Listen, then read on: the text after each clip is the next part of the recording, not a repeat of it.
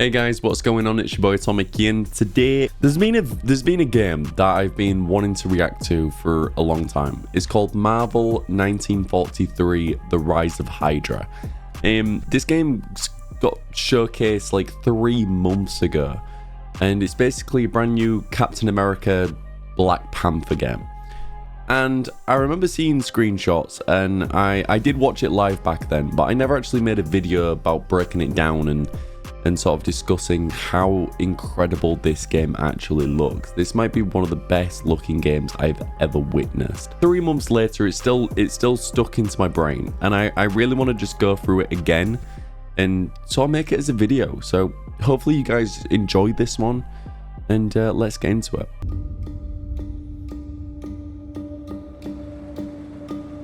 They're combing the streets, searching house to house. If they arrest you too, Something about they will take you to the their whole headquarters, atmosphere of and this you will game not is return. breathtaking. I'm more concerned with the 6-foot cat man who's got claws that can cut through vibranium alloy. Because obviously Marvel games, you know, we've got Spider-Man, we've got Wolverine game coming out, but this is something just so unique, and Captain America and Black Panther. 2 super soldiers loose in Paris. 3, counting you. Such And that's amazing two too characters, and also played by incredible actors as well. I'll be there before the sun rises, before the Germans, before that American. The Eye of Force has been found. But I don't know, something so unique and creative, like the look about this game. I know we haven't seen gameplay yet. This is just a story mode trailer, but Be careful, stand me. When am I not? it's so cool, man. It's so cool. It's better if I tackle this one alone. You may encounter some obstacles. That won't be a problem. Like, I feel like this could be a truly super special game. Too. By the look of things, he's not very far ahead. The American boy is right on your heels. Who the hell are you? And If obviously, you wanted us dead, we'd be dead. So what like do you that, I think that scene right there was gameplay. I'm pretty certain that was gameplay. Stay out of my way! Stand aside! I do not take orders from anyone! I don't have time for this. Neither do I. Oh, it looks so good, man. It looks so good.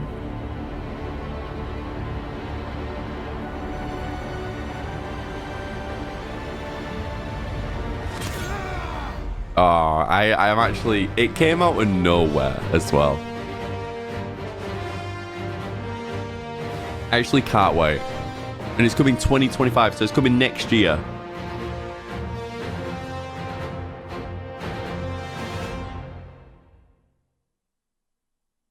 I'm so hyped about it. There was also a If you're tech taking a demo trip as with well, your friends, which why looked pay for full really hotel interesting. rooms to stay So I apart also want to go from through your this as well. Come on out. Amy, I believe, didn't she work on the Uncharted games? Was it Uncharted 2 or Uncharted 4? Thank you, Kim. And look, we are so excited. Which is why to finally this is show gonna... Oh man, it's gonna be on amazing. Skydance New Media. And I just got to say, I am so proud of what the team has accomplished. My God. It's incredible. Right. Amy, I'm sure the audience is wanting to know more about your game and the team. Can you tell us about it? Sure. Well, as the trailer hopefully illustrates, we are creating a story-driven World War II era Marvel action-adventure game with an ensemble of playable heroes. But here's what's important. Playable to know. heroes. People might not think this. This isn't some custom demo. Maybe you that we play made as just Captain for the America show. That's our and game, Black Panther. Right? All the sequences you just saw in that trailer are all pulled right out of our game, running real time in Unreal Engine 5. No smoke and mirrors. Yeah.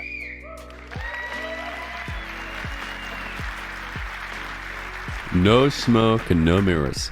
I'd expect nothing less from your team. Absolutely incredible. Wow. As with many of your past projects, you're really bridging the gap between films and games. But this is a whole new level. What's different nowadays compared to the old days? Yeah. Well, look, I mean, you and I have known each other for what, over a decade now? Over a decade, yeah. Right. And we immediately hit it off, and I think it's because we've been chasing the same dream, right? True. Which is to create richly interactive experiences that are cinematic, immersive, but and make you feel like you're in a movie, but with all the player agency that you expect Playing from a it. really great game. Right? You know what it And in does the remind me past, of? It reminds me of beyond our grasp. what's that shooter game? Yes, of our What's that actors. really cinematic game that came out with the PlayStation 4? I think it begins with a Q, but you play as you hunt werewolves. Well, again, have to research. thanks to and let's see, yep, you're live, good. Right, Ruin. Okay. So Colin, let's boom down and take a closer look at this environment. So to create a really immersive game experience, the characters and environments have to work together harmoniously. We can't just drop believable characters into a less than convincing world. So we need to start with authentic and densely detailed environments as the setting to our story. And look, because part of our story is set in 1940s occupied Paris, we needed the world to have a really believable and visceral level of detail and grit, as you can see here. So, Roman, why don't we focus on the ground here for a bit? Now look at that. So this is live. Amazing amount of detail. It would have been nearly impossible to get something this complex to run in real time without the new features in 5.4. So, Kim, let's talk about some of the levels of detail that we're seeing here. Sure. So, we're talking about Nanite's new adaptive tessellation feature. So, whilst Nanite lets you create environments like you're seeing here of incredible detail, the memory requirements can become impractical to realize for such a level of complexity across a huge level, without the need for lots of instancing. And we thought that was a challenge and we wanted to deal with it. So, Colin, let's actually strip this scene right down to the dirt so folks can see what we're talking about. So, see how simple this is? Relatively simple ground plane. Actually, let's show the triangle so you can actually see what's there. Just a few hundred triangles. Let's pop it back to the beauty render view. But with this new dynamic tessellation capability, we can actually displace that simple geometry and create new three-dimensional geometry of the quality that you're used to with Nanite. With nothing more than layering tile textures and using shader logic, you can make incredibly complex effects. So instead of me trying to explain it, let's get Colin to show the magic, and let's see a transformation of this face. This technique allows you to see an unprecedented level of geometric detail, but it's also memory efficient and can be changed dynamically. Whoa, that's so strange. So things like footprints or tire tracks or even supernatural effects, if you want them, can be visualized. And just to show how this simple geometry has now been transformed, let's have a look at the triangle view again. There you go. What you expect from Nanite. So it's like so it's a really, layered? really smart, interesting technique to actually get detailed Fascinating. into the games without crazy amounts of geometry. Let's switch it back to the detail view. Thank you. And of course, as you can imagine, this technology isn't just useful for the ground and for the ground terrain. It applies to every detail in the environment. So let's fly over to that pile of objects on the left over there, for example. And Colin, while we do, can you kill those headlights for me? Cool. Thank you. Okay. That's so awesome. We're trying to authentically recreate a harsh winter in occupied Paris. That means every prop, every object, every detail, every rooftop needs to be realistically blanketed in snow. So now let's show how we can dial up the snow accumulation on these objects, right? And of course we can dial it back as desired. So they can control like everything. Or maybe And remember, of course, like Kim said, thanks to this technology, this is all actual geometry. So you can see how tools like these would really empower even a small team to art direct and set dress their environments dynamically. It enables our artists to create a series of layers in the environment and then build up. Gaming's getting layer like by so layer by advanced. layer. It's absolutely brilliant. Speaking of set dressing, let's go check out that fire barrel over by the watchtower we saw earlier. Yeah, that's the one there. And let's turn on a light to really illuminate the smoke coming out of the barrel. Thank you. Look at that. Ooh. That's amazing. We could have never achieved effects this realistic in the past. Wowee. So this is what we call heterogeneous volumes. In the past, effects like these would be done with particle sprites. Everything's But that's just kind of like a cheat that often breaks working down. with each other. It's nice from afar, but far from nice, as we say back in the UK. So if we look at the glow of the fire as it dynamically illuminates the volumetric smoke, you can see that light transmitting through the volume. You can also see that the smoke itself is casting shadows onto the world, but also itself. These volumetrics can also mix with more traditional effects as well. So if you do want to put particles in there, fog, or even cards, you can do it. It all works in a unified way. You can run the simulation, the smoke simulation, in Unreal Engine natively if you want, or you can import OpenVDB datasets as sparse volume textures, resulting in film quality visual effects, volumetric visual effects, all running in real time that are totally responsive to dynamic lighting. Yeah, and it just looks incredible. Now, of course, all of this is just to help us tell our story, right? And the story is nothing without great characters. So let's head back over to the bridge and catch up with Cap. Let's Now, an go. essential part of any character's persona, particularly a Marvel hero, is their look. And it can be really distracting if the outfit doesn't look as realistic and believable as the rest of the world. So you can see Cap's leather uniform fits just like you would expect in real life, with all the correct material properties and the complexity of creases forming. So I mean, they're really gone. From a technical perspective, this is where we can effectively utilize machine learning. Like all the We can set up leather and run moving complex with simulations the in a package body, like Houdini the and actor. import that data into Oof. UE. We then use this to train an ML model, producing film quality deformations that run in real time. But none of this matters without great facial performances. So let's bring Azuri, T'Challa's grandfather and our Black Panther, into this scene, this time with his mask off. But I know who you are, Captain. America's hero, dancing around in red, white, and blue underwear. That shield that you hide behind does not belong to you. You are unworthy. So you of can it. see they actually removed his mask on this scene. So this is like the actors, like actual acting. Really show everybody the detail that Look we at have in the these models. look at the detail on that It's face. insane, right? It's like Amazing. It's Wow. essential for us to retain every nuance of the outstanding performance that our actor, Kari Payton, Oh brought to my Azuri's God! Look character. at that. What you just saw there were untouched metahuman animator solves. So working with the metahuman process, we've been able to honor our amazing actors' performances and faithfully transform them into equally powerful digital performances. Now, of course, Genuinely, it all starts guys, with the this might actor's be the talent, most and we're best fortunate looking to have thing two I've of ever our seen. cast with us in the audience today. So I'd like to introduce Drew Moorline. who Hey, plays there they are. Let's America.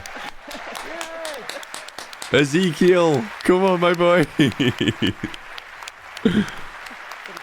God, his hair's amazing as well. Wow, way, look at them. I don't know Drew. I haven't seen him in anything.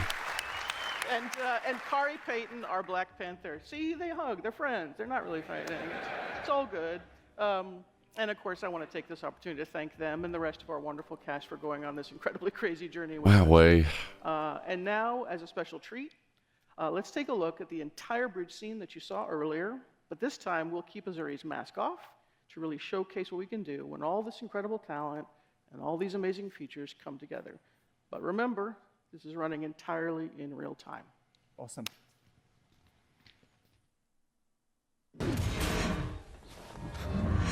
That's far enough! I'm here on the business of the United States government. Yours is not the only business here. Stay out of my way. Stand aside! I do not take orders from anyone. Turn around, boy. Go home. Look, pal, I don't know who you are. But I know who you are. Captain. America's hero. Dancing around in red, white, and blue. That's like the Says best the line man ever. dressed like an overgrown house cat. That shield that you hide behind does not belong to you. You are unworthy of it. I don't have time for this. Neither do I. Ooh, honestly. The acting performances. Oh. All in Incredible. engine, And just to show there's no cheating going on, hey, Colin, can you show the editor and the sequencer timelines? So it really is running on Unreal Engine. We don't cheat. Yeah. No, they're not cheating. That is legit. So, absolutely incredible. I've never seen performances in a video game that are so believable. The storytelling, the action, I can't wait. It's going to be so good to play. Anyway, Amy, Colin, Roman, thank you so much for showing your game. Thank you. Can't wait for it to ship. Yes. Okay, we better We'll get on with the back to show. work, right? Yeah. Yeah, all back right. to work. Back to work. Fantastic. So guys, that was Marvel 1943, The Rise of Hydra. I know it's a little bit of a long video today. I know it's like working up to 20 minutes long. I might cut this down a little bit. But what did you guys think? I honestly, looking back at the trailer again, genuinely surprising. Like, I know gaming's getting better and better, but this really, like, this truly looks like a single player cinematic. In my eyes, like, weirdly, it could be a masterpiece, man. It could be a masterpiece. And I know that's crazy to say, like a Marvel game as well, but I really, really, really have high hopes for this game. I think the acting performances are going to be fantastic. I love the world. I love, like, you know, guys, you know I'm a big fan of graphics, right? But I love the graphics. I love all the texture and how, like, the materials work with the actor's body. Obviously, we haven't seen gameplay, but they did say that everything was shown is in the game, which obviously, you know, makes sense. But like, I'm hoping maybe at the end of the year, maybe next year, early next year, we might see like maybe a gameplay sequence.